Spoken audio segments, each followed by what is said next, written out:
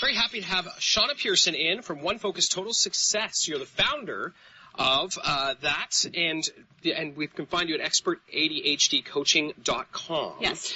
Let's talk about ADHD. What does it stand for those who don't know? Attention Deficit Hyperactivity Disorder. Okay. Something that people should know is that it doesn't always include the hyperactivity component. So you can be diagnosed ADHD and not be hyperactive. Okay, so would that be what people commonly refer to as ADD? It's what people used to call ADD. Now it's called ADHD-I for inattentive. Okay. Don't ask.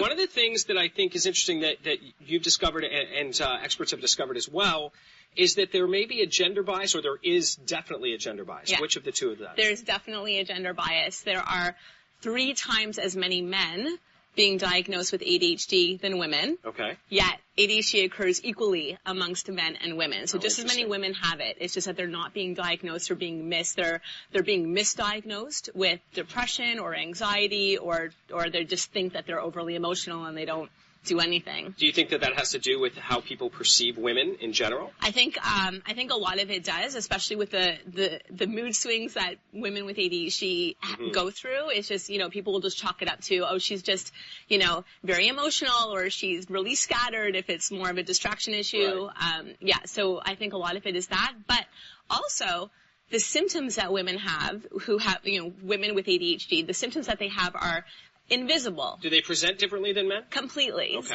So I mean, sometimes there's a crossover, right? But men exhibit ADHD very, very externally, and it's more visible and bothersome to other people. Okay. So, like huge piles of papers on their desk, or, being late for everything and procrastinating and stressing other people out. So people are like, "What's wrong with you?"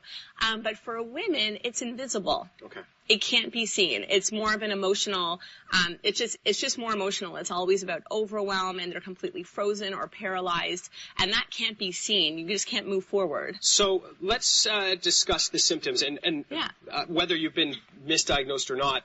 What are some of the telltale signs, and maybe we need to go through for men versus women, since it is a bit different? Sure. I mean, first of all, just know that it's all generalization. So a lot of women have the symptoms that men tend to exhibit, and a lot of men have symptoms that women. But in general, the symptoms that men have tend to lie more on the hyperactive side. So you can almost see it. It's like they can't sit still, and they can't follow through with things, and they start projects but they don't finish them, and they're just like always running around from one thing to another, or they have a hard time communicating with other people, where they don't tend to cue it, like really lock into social cues.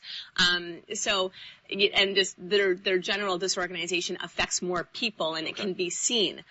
Whereas women, there is more of daydreaming, and they're just lost in their mind, not for 5 or 10 minutes, but sometimes for like an hour or two. Wow. So their mind is just creating things for them to be occupied, but they're supposed to be present on something else.